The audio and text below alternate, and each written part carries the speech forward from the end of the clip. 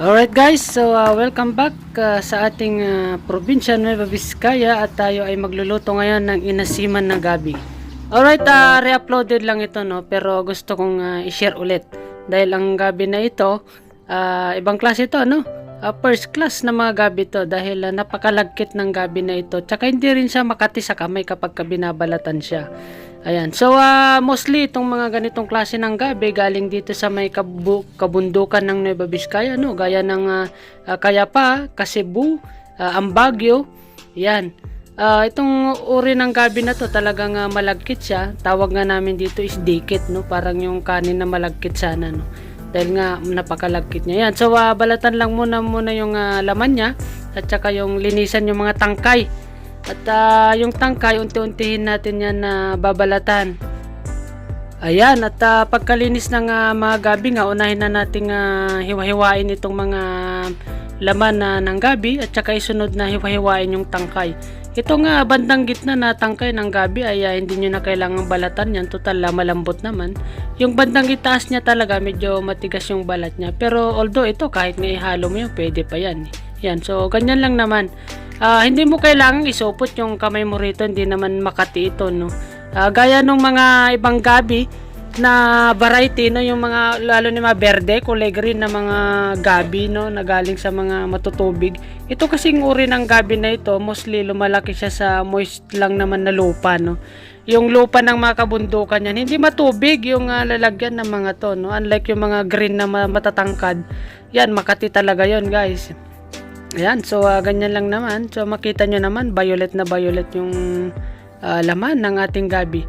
Actually, ang inasiman na gabi, no, kung madalas naman namin itong niluluto, no, yung recipe dito sa Nueva Vizcaya. Pwede nyong pangasim dito kung meron kayong kamyas, meron kayong sampalok, o kaya naman sinigang sa sampalok, pwede namang pangpaasim yun, no. At saka kung meron kayong tira-tira na mga isda dyan, pwede nyong gimay-gamayan yun, no?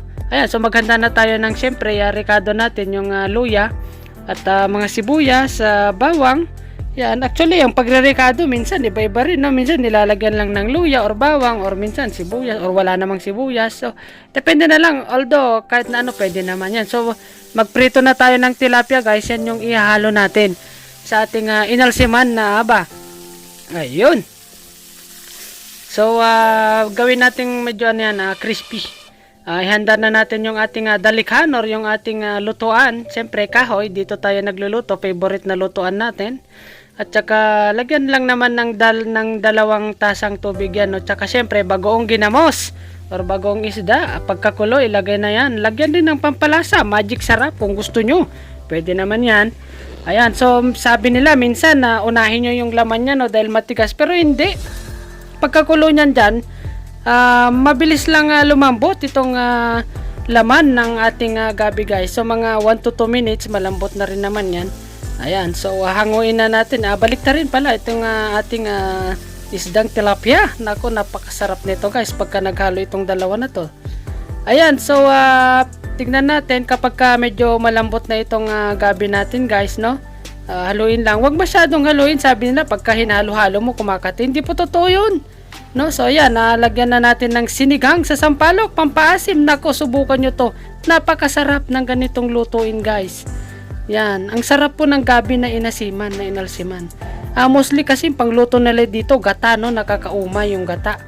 Although, masarap naman yung gata. Pero kung gusto nyo yung ibang twist, ayan. O, ihalo nyo na yung inyong pritong tilapia or galunggong, bangus, kung ano pa man yan, inihaw or ano, pwedeng-pwede, guys.